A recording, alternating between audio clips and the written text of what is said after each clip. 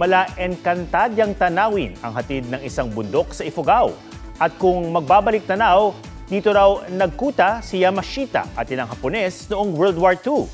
G tayo dyan kasama si Marizo Mali. Wanna go hiking? Summit up!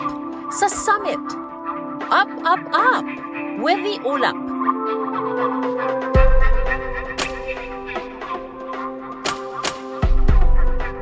See that sea of clouds? Yan din ang nakita at naramdaman ng mountaineer na si Lester Jimeno.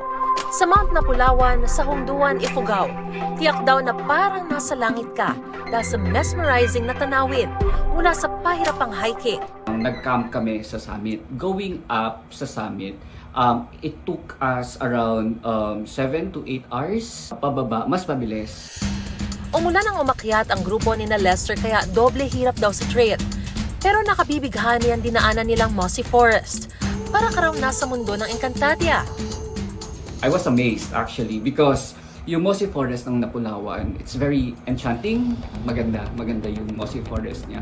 And ngayon nga lang, ganyan lang, mahirap pa rin kasi steep trails yung dadaanan mo. Balot din ang kasaysayan ng kakahuyan nito.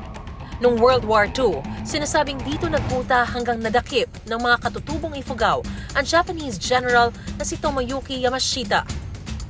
Dahil maituturing na major hike ang Mount Napulawan, hindi raw ito para sa mga beginners. Dagdag pa ang banta ng linta o limatic at ang nakakangatog na lamig pagdating sa tuktok. Pero tiyak na mapapawi sa sinag ng araw na masisilayan sa bukang liwayway.